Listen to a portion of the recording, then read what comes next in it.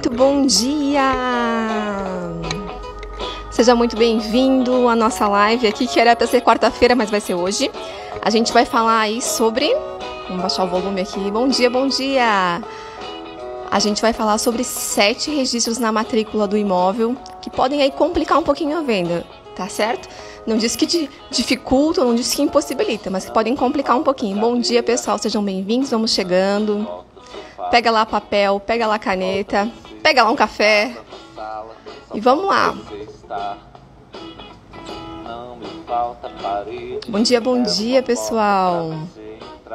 Deixa eu abaixar aqui. Bom dia. Como é que tira essa coisa da minha tela aqui? Vamos lá, vamos chegando. Bom dia, pessoal, sejam bem-vindos. A nossa live ontem não deu certo, então eu vou fazer agora porque no decorrer do dia eu tenho outros compromissos e depois não vou conseguir mais fazer. Bom dia, bom dia. Muito bom. Legal. Vamos lá então. Bom dia. E aí, como é que vocês estão? Tudo certo? Estão me ouvindo bem? Bom dia, pessoal. Vamos falar então um pouquinho sobre registro de imóveis, principalmente para quem trabalha aí com compra e venda. Algumas coisas que a gente tem que observar na matrícula. Bom dia! Que são importantes. Deixa eu cancelar aqui a música, já deu de música. Vou pegar os meus slides aqui. E vamos começar então a falar de hipoteca, né? Então vamos lá. Eu quero falar agora principalmente com quem está aí ajudando, intermediando uma compra e venda, principalmente se você é corretor de imóveis. Então, eu suponho que quando você faz a captação do imóvel, e outros profissionais, outros corretores, eu sei que trabalham dessa forma, a primeira coisa que eles fazem, então, é pegar a documentação do imóvel para dar uma olhada, para ver se não tem nada que possa atrapalhar a venda depois.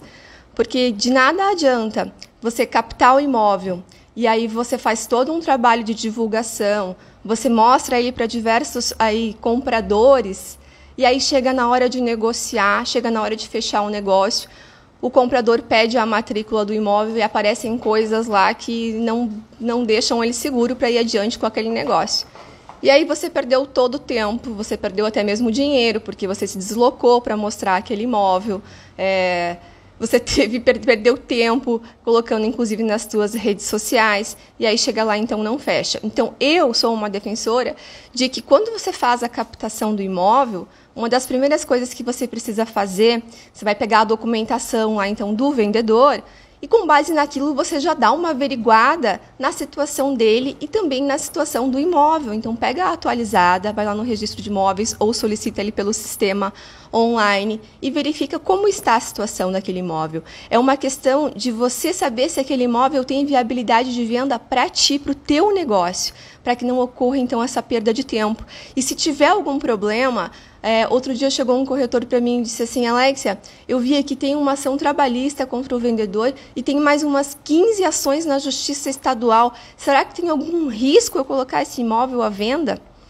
Eu falei, olha, nesse momento, quando você pega uma matrícula assim, que tem lá um monte de coisa, um monte de informações, tem penhora, ou você encontrou diversos processos contra o vendedor, o melhor que tu faz é sentar com o vendedor do imóvel e colocar tudo na mesa. Olha, eu percebi aqui que tem essas situações, isso aqui pode complicar, inclusive se você realmente tem a intenção de vender este imóvel, isso tudo aqui pode ser um complicador. Então, o senhor aí tem como dar garantias de que tem patrimônio para que esse negócio não seja inviabilizado depois? Então, realmente, você tem que filtrar se o negócio ele pode ser bom, até porque o corretor de imóveis também ele tem responsabilidade, né? Tem responsabilidade civil, responsabilidade criminal, tem que ser prudente, tem que ser diligente, aí conforme diz o Código Civil, tem que informar o comprador dos riscos, né? O corretor de imóveis, ele não trabalha unicamente para o vendedor, porque se ele não fizer um trabalho bem feito aí com o comprador, é dali que vão vir as ações de indenizações, e pode ser questionado posteriormente, inclusive até os seus honorários de corretagem, como muitos casos têm chegado na justiça. Eu sou uma estudiosa dessa questão dos casos de desistência e arrependimento e como que fica a questão da comissão dos honorários. E as pessoas cada vez mais têm se informado. Mas ele não tirou as certidões, ele não me mostrou. Eu não sabia que tinha uma ação de execução contra o vendedor. Eu não sabia que ele tinha tantos débitos assim, e isso põe em risco o meu imóvel, então eu quero a minha comissão, eu quero o que eu paguei de honorários de volta. Tá? Então, para que vocês não passem por esse tipo de situação, a melhor coisa é fazer. Fez a captação do imóvel, já faz a análise daquela matrícula, para saber se o imóvel realmente tem viabilidade e você consiga construir, então, uma carteira de imóveis quentes, de imóveis que tenham saída, né? Que você vai chegar na mesa de negociação e você não vai encontrar problemas, tá tudo redondinho. E se tiver algum problema, que você saiba interpretá-los e oferecer uma solução, porque aí, com isso você vai passar segurança, então, para quem estiver comprando. E como é que você vai passar essa segurança? Aí você tem que ter um pouquinho de conhecimento aí de como funciona o direito imobiliário, o direito registral, um pouquinho do jurídico. Eu não estou dizendo para ti que tu tem que ter uma faculdade de direito, que tu tem que ter uma pós-graduação, mas eu sei que os cursos aí para conseguir a carteira do Cresce, eles aí não aprofundam a parte jurídica que talvez seja importante para ti, para resolver algumas questões ali com o teu cliente na hora de fechar o negócio. Se ele te faz uma pergunta a respeito de uma informação que tem na matrícula e tu não sabe responder, é difícil que ele vá adiante fazer um negócio contigo se tu não está passando segurança.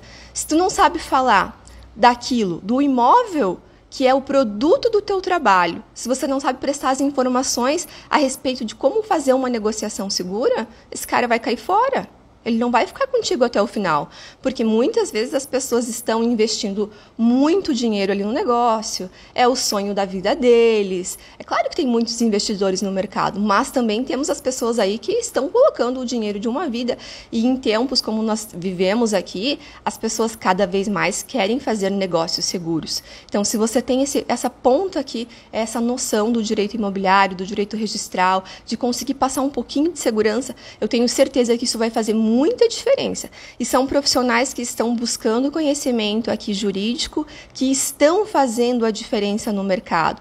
Porque as pessoas, elas estão cada vez mais cientes de que é necessário, elas também querem conhecer os riscos do negócio, já que elas estão investindo. E quando elas encontram profissionais que informam a situação para elas, que encontram um profissional, encontram um corretor de imóveis que diz, olha, você gostou muito desse imóvel, mas nós temos aqui, você está vendo aqui na matrícula que tem essa questão aqui, mas a gente pode resolver de tal forma. A pessoa se propõe a resolver, propõe soluções e demonstra segurança, então esse comprador ele passa a confiar em ti e vai adiante contigo. Então essas são algumas observações que eu tenho feito aí a respeito, quem é corretor de imóveis, principalmente, que não perca tempo trabalhando em cima de imóveis que depois não vão fechar negócio, porque tem muitos problemas.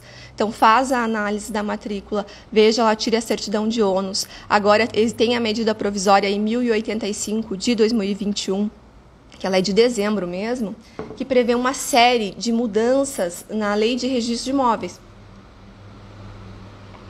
Na lei de registros, na 6.015 de 73.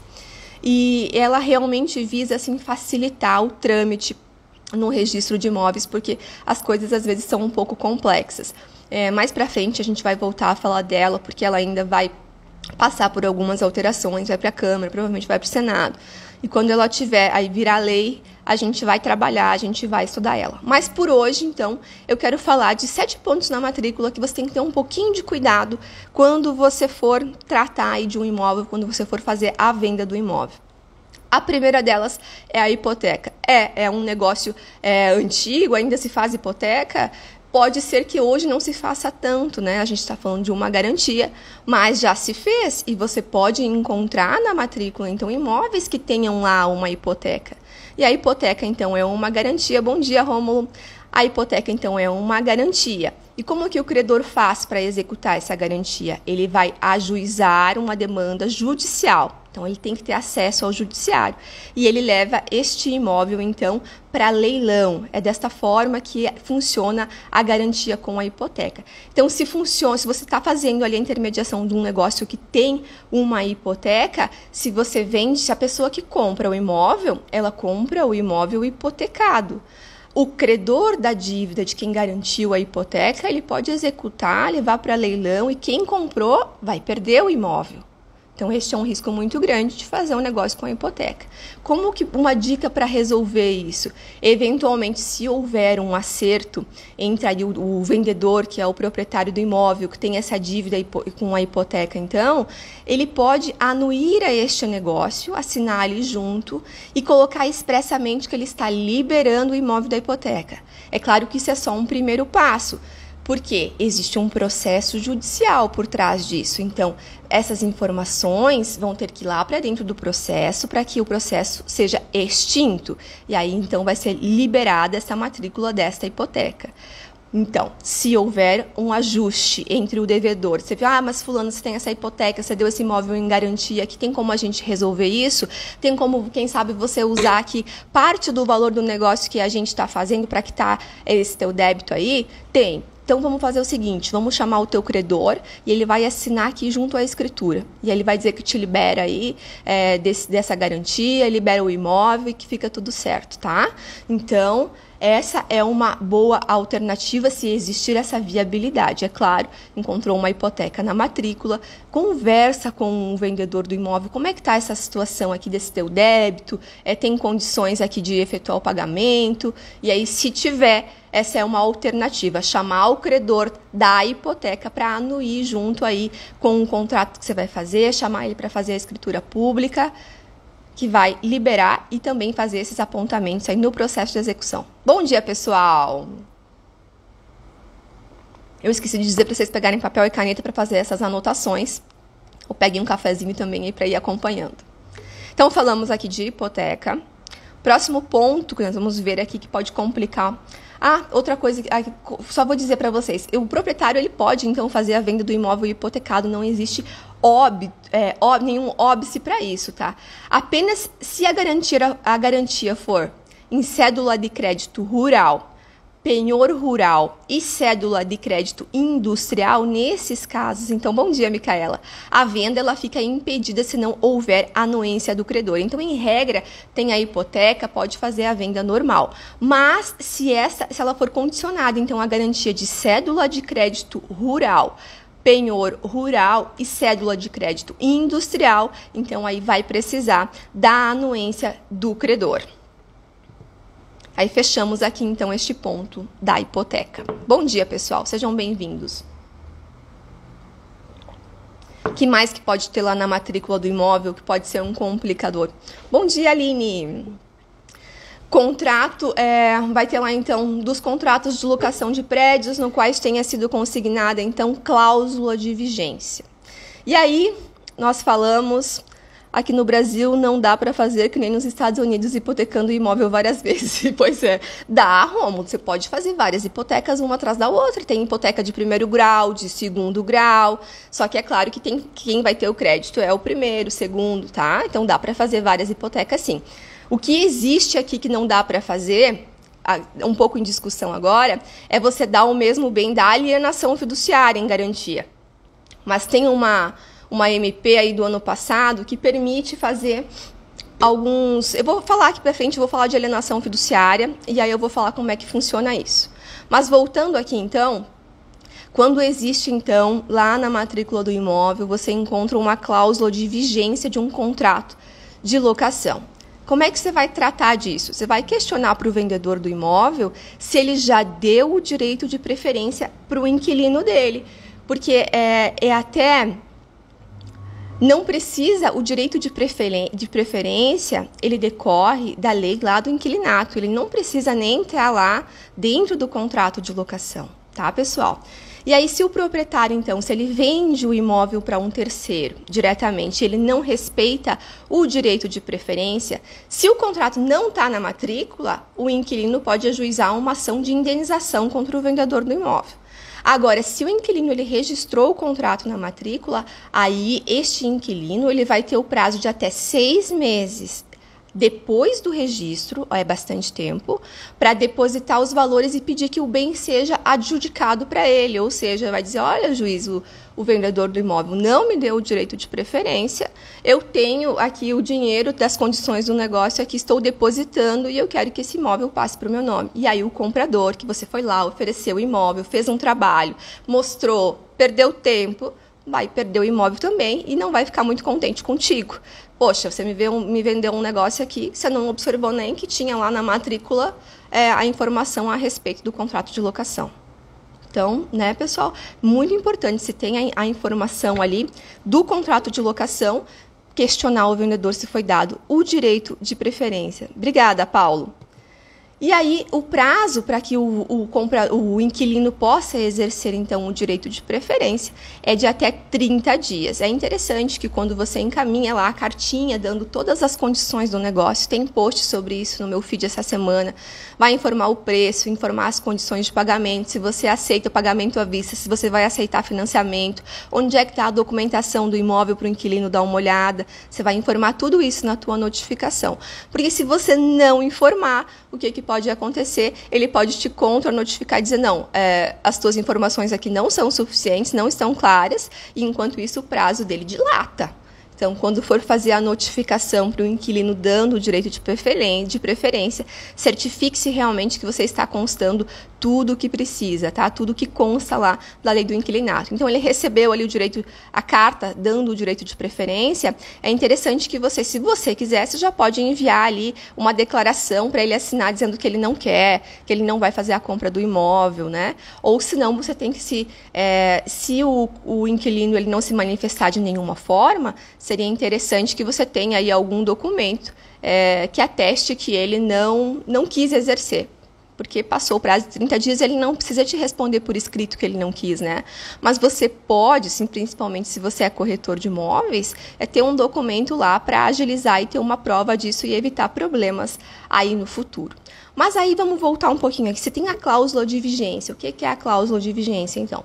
O contrato de locação, se ele foi feito por prazo determinado, e aí tinha previsão no contrato de que se ocorresse a venda, o comprador teria que respeitar o prazo, e ele foi registrado na matrícula antes da venda, então o comprador do imóvel terá que respeitar o prazo do contrato de locação. Não poderá já pedir a desocupação do imóvel, não poderá fazer emissão na posse. Então, se tem cláusula de vigência do contrato de locação dentro da matrícula, não vai poder o comprador fazer uso do imóvel de imediato, tá? Quando o cliente diz que nosso trabalho é caro, eu digo que caro é pagar por prejuízos que podem ser evitados. Exatamente, Paulo, com certeza. E quem sabe informar a respeito destes prejuízos e desses riscos, então é o profissional que estuda e que aprofunda, porque eu vejo muitas coisas aí no mercado também, de muitos profissionais que eles não têm conhecimento dos riscos. Como é que ele vai informar um risco que ele nem sabe que existe, não é verdade? Só que ele está passível de sofrer uma ação de indenização mesmo assim posteriormente.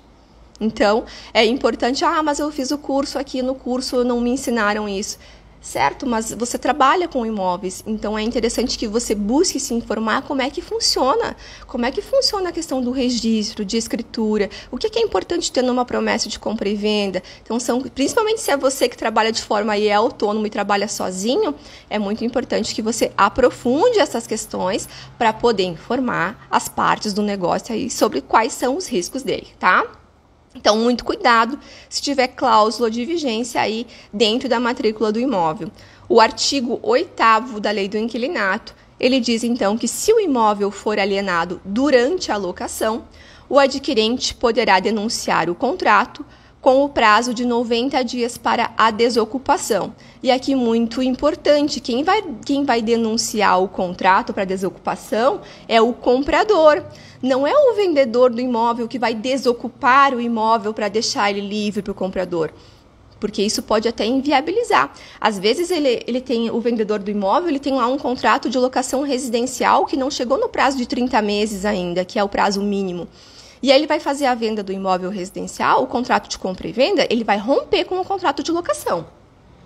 Então, o comprador, depois que ele faz ali um negócio, que ele faz o registro, ele tem o prazo de 90 dias para notificar o inquilino para desocupar. E se ele não fizer essa notificação, presume-se então que ele concorda aí com a continuação do contrato.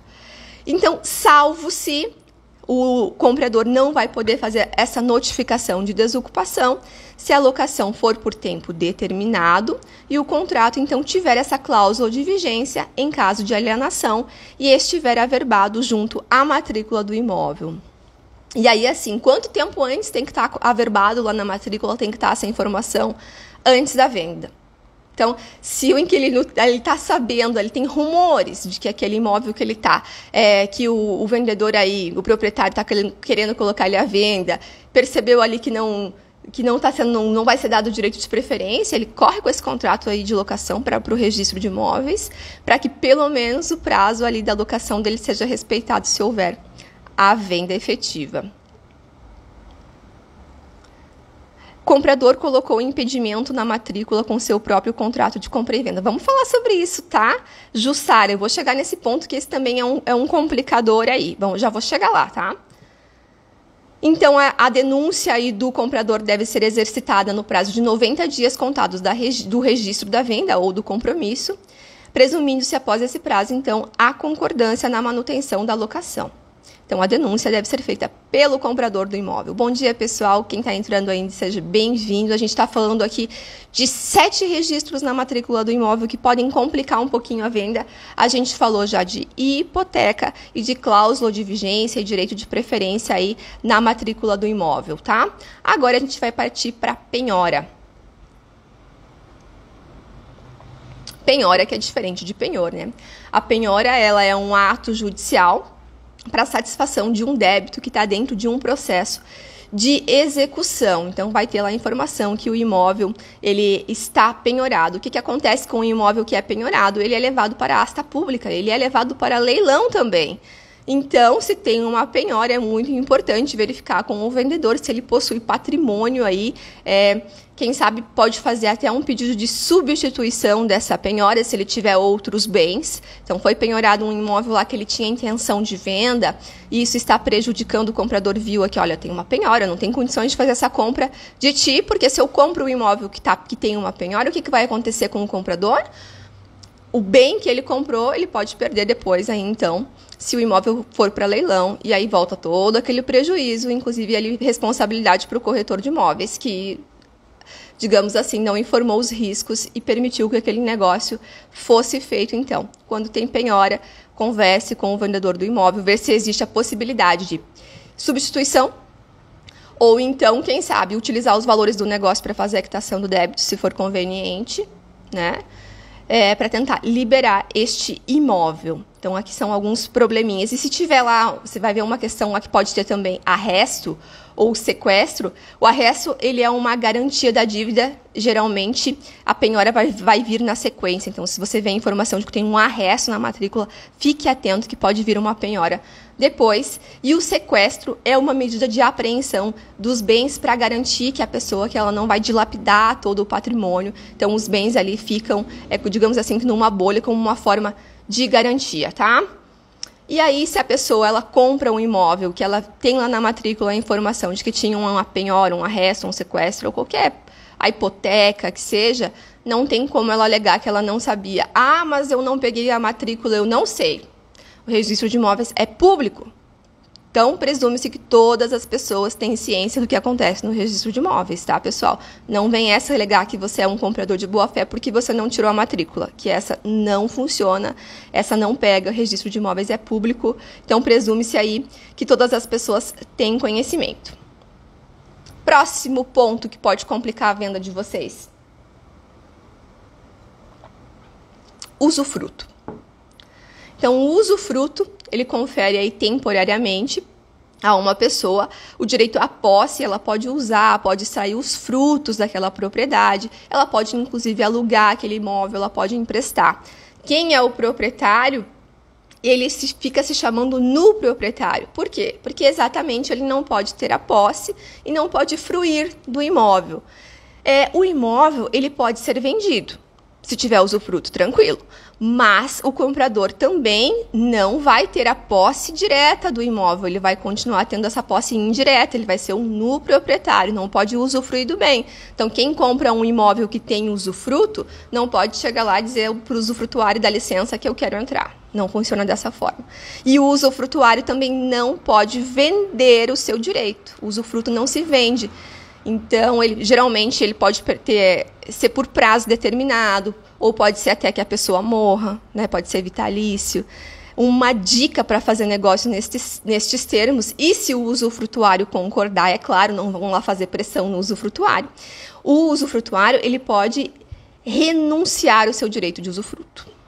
Se ele fizer essa renúncia, então aí o comprador pode fazer o uso do imóvel, aí vai ter a propriedade plena, tá, pessoal? Então, o usufruto, a pessoa que tem o imóvel que fez o usufruto pode vender ele. Quem tem o usufruto, que tem lá a posse do imóvel, não pode vender os seus direitos, mas pode renunciar. Então, fica aí a dica, se for o caso, né? Só não vão lá pressionar muito o usufrutuário para fazer a venda, porque pode dar problema, tá? Então, cuidado aí com essa questão do usufruto. Quem está curtindo a live, por favor, mandem uns coraçõezinhos aqui, mandem um joinha aí nos comentários, compartilha com quem vocês acham que precisam ter conhecimento. Estamos falando de 7 pontos aí dos registros na matrícula que podem complicar, dificultar um pouquinho a venda, mas eu já estou trazendo para você aqui algumas dicas do que dá para fazer, tá bom? Partimos aqui, então, vamos falar agora se tem lá na matrícula o registro de um contrato de compromisso de compra e venda, ou de cessão, ou de promessa de cessão. Quem tem o comprador, quem tem anotado lá na matrícula do imóvel registrado, então, a promessa de compra e venda, pode exigir que a escritura ele seja feita. Então, eu peguei um caso assim muito antigo, se eu não me engano, era de 1990, a última informação que tinha lá na matrícula era a promessa de compra e venda. E aí, como é que o vendedor, o proprietário desse imóvel, vai vender o imóvel para outra pessoa? Tem que cancelar, alguém perguntou aqui antes, tem que fazer o cancelamento. Como é que cancela? Precisa dar a anuência daquele comprador. Se não conseguir a anuência daquele comprador, daquele promitente comprador, para cancelar, então, o registro da promessa de compra e venda na matrícula, vai ter que suprir isso de forma judicial. Aí vai ter que ajuizar uma ação, pedindo para o juiz, porque pai que a pessoa já morreu, não é verdade? Então, vai ter que pedir autorização para o juiz para conseguir suprir aquilo e cancelar, então, o registro daquela promessa de compra e venda, tá? E aí, o que acontece quando se leva uma promessa de compra e venda para dentro da matrícula? Isso é uma questão muito interessante para os corretores de imóveis informarem aí para os clientes.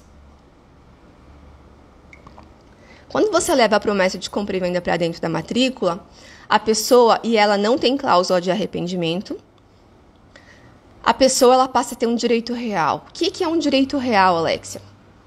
Vai funcionar da seguinte forma. A pessoa que levou a promessa de compra e venda para dentro da matrícula sem cláusula de arrependimento, se o vendedor não quiser passar o imóvel, não quiser fazer escritura, ele pode entrar com uma ação e pedir a adjudicação do bem. Ele pode entrar com uma ação no judiciário e pedir, juiz, eu fiz aqui a promessa de compra e venda, eu registrei na minha matrícula e eu quero esse imóvel para mim. Eu paguei, está aqui o comprovante de quitação. E aí, se o vendedor não supre essa falta, se ele não outorga a escritura pública, o juiz vai suprir. E aí, o comprador vai poder, então, registrar o imóvel no nome dele. Este é o efeito de ter uma promessa de compra e venda registrada na matrícula do imóvel. Então, se você faz um negócio aí parcelado, por exemplo, é interessante, se você quer passar segurança para o comprador, que você informe, olha, se você levasse esse instrumento aqui para registro lá na matrícula, não paga ITC, o ITCMD é imposto causa-mortes, tá, pessoal, e de doação. Para essas transações seria o ITBI, mas não paga o ITBI para você fazer o registro da promessa de compra e venda, tá? Então, a pessoa passa a ter um direito real. E se ela não leva o contrato para registro na matrícula, ela vai ter apenas um direito pessoal, ou seja, um direito indenizatório contra o vendedor do imóvel em dinheiro, tá? Então, levou o contrato para registro dentro da matrícula, tem cláusula de arrependimento na promessa de compra e venda, não tem cláusula de arrependimento na promessa de compra e venda, o negócio é irretratável, a pessoa tem um direito real, pode exigir a entrega do imóvel posteriormente. Não foi feito isso, a pessoa fez a promessa de compra e venda, guardou lá na gaveta, é um instrumento particular, ela só pode depois aí, então, se insurgir contra valores, questionar, pedir indenização em valores, tá? E aí, quem trata da questão da promessa de compra e venda é o artigo 1417 do Código Civil, que diz que, mediante promessa de compra e venda em que não se pactuou arrependimento, celebrada por instrumento público ou particular e registrada no cartório de registro de imóveis, adquire, então, o promitente comprador direito real à aquisição do imóvel. Direito real, então, de lhe ser outorgada a escritura pública e depois para que ele possa fazer o registro em seu nome, tá? Muito importante verificar, então, essa questão. Tem promessa de compra e venda na tua matrícula? Vê lá com o vendedor do imóvel se encontra aquele promitente comprador para cancelar, para que você consiga fazer este negócio aí, tá? Senão não vai conseguir. Não vai chegar lá na hora, não adianta nada, que não vai conseguir fazer o registro, tá? Aí, essa questão aqui de que é direito real também está no 1418 do Código Civil. O promitente comprador, então, que é o titular do direito real, ele pode exigir do promitente vendedor ou de terceiros a quem os direitos deste forem cedidos a outorga da escritura definitiva de compra e venda, conforme o disposto no instrumento preliminar, e, se houver recusa, requerer, então, ao juiz a adjudicação do imóvel, tá? Então, muito importante, falamos aí de hipoteca, falamos aí da cláusula de vigência do contrato de locação, falamos da promessa de compra e venda aqui na matrícula do imóvel. E agora, o próximo ponto que nós vamos falar, bom dia pessoal, sejam muito bem-vindos, vamos falar aqui sobre registro de carta de arrematação. Chegou um imóvel para ti e você viu que o último negócio que foi feito ali, o vendedor do imóvel, ele arrematou esse imóvel num leilão. E aí, como é que você faz para passar segurança nesse negócio? Porque aqui que pode acontecer que o leilão teve algum problema, faltou alguma intimação. Então, é muito importante que você verifique se existe alguma ação contra o proprietário, contra esse arrematante, porque pode ter uma ação anulatória que possa aí, quem sabe, fazer com que o imóvel retorne para o seu antigo proprietário. Digamos que foi um leilão, aí, o que acontece muito hoje, leilões extrajudiciais também, né? Que os imóveis aí em sede são financiados, a pessoa não paga lá 3 prestações, já é intimada para pagar, senão já se consolida a propriedade no nome do credor fiduciário, então é muito rápido o processo de perda da propriedade, né? Então, é interessante verificar sempre, se você vai fazer a venda de um imóvel que consta lá que ele foi arrematado, que você verifique se não tem nenhuma ação judicial, então, contra o vendedor do imóvel, para não ter nenhum problema aí depois para o teu comprador, tá? Que também é o teu cliente. Aqui, 7º ponto. Deixa eu ver se já o último ponto que a gente vai ver, então, que pode ter na matrícula e que pode complicar a venda, então, a alienação fiduciária. Por quê? Porque a alienação fiduciária, ela é uma garantia, mas ali em coisa própria. Quando se faz a alienação fiduciária, então você está dando o imóvel em garantia do contrato que você está fazendo. E, na verdade, o que acontece é que você passa a propriedade para a instituição financeira. Ela deixa de ser sua. É uma propriedade resolúvel. Quando a pessoa terminar de fazer o pagamento do financiamento, digamos que a instituição financeira ela devolve a propriedade, então. Mas, enquanto isso, a propriedade é da instituição financeira. Inclusive, por isso, tem até uma questão aberta nos meus stories, onde alguém perguntou, dá para dar o imóvel aí que foi feito alienação fiduciária em caução de contrato de locação? Então, o entendimento é de que não, porque este bem não é da pessoa, ele é da instituição financeira que é a credora. E já vamos ver, como é que você vai executar essa garantia? Quem vai ter que responder é a instituição financeira? Então, não pode, né? A não ser que tenha a anuência da instituição financeira, então que ela concorde aí em anuir com esse negócio que você está fazendo, em dar essa garantia. Então, quando a gente tem uma alienação fiduciária, o imóvel ele não é da pessoa, né? Ele é da instituição financeira com que ela fez o negócio. Então, vamos lá. Você pegou a matrícula do imóvel, você vai ver lá no final que a última informação que tem é a da alienação fiduciária. Então, para você fazer um negócio com esse imóvel, você tem que conseguir o devedor do financiamento, digamos assim, ele tem que pegar o termo de quitação com a instituição financeira, levar para o registro do imóveis para poder fazer o cancelamento disso tudo. Porque enquanto não tiver informação lá na matrícula de que foi cancelada a alienação fiduciária, ainda a instituição financeira é a legítima proprietária daquele bem. Então, vai fazer ali, olha aqui, vendedor, mas tem a questão aqui do financiamento da alienação fiduciária que estava em aberto. Tu consegue aí, tu tem o termo de quitação, vamos dar baixa, porque às vezes pode acontecer da instituição financeira não fazer a devida baixa e aquilo ali fica esquecido por algum tempo. Então, providencia ali o termo de quitação e vai dar baixa aí nessa alienação fiduciária para que você possa fazer um negócio. E é claro que se tiver lá a alienação fiduciária, não tem nem como você pensar em fazer uma compra e venda, né? Você vai fazer, na verdade, uma cessão de direitos, e aí depende do caso, tem que verificar se a instituição financeira se ela anui com esse negócio, porque senão também depois aí não vai conseguir fazer na frente lá o registro do imóvel, tá? E o negócio pode ficar um pouco mais complexo quando tem alienação fiduciária, porque aí entra a parte dos contratos de gaveta, dos riscos da pessoa, da família vir a morrer, enfim. Porque pode acontecer da instituição financeira ela ter cedido este crédito para uma companhia securitizadora. E aí como é que vai ficar? Então, se você vai fazer um negócio nesses termos, aí além ali vai ter que buscar uma autorização deste novo credor para conseguir fazer um negócio. Então, você vai ter que correr atrás de duas coisas ali, né? Então, tinha o credor originário, digamos que era a instituição financeira A, que ela passou ali, então, cedeu os seus créditos para uma companhia securitizadora. Então, você vai ter que ter esses dois documentos aqui para conseguir dar a baixa aí na matrícula do imóvel, tá? Então, são essas questões aqui, são alguns cuidados.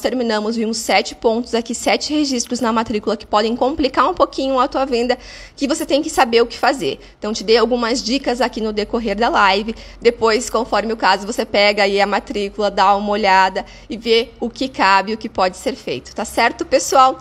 Era isso que eu tinha para falar com vocês hoje. Espero que vocês tenham gostado aí do conteúdo. Tenham um bom dia.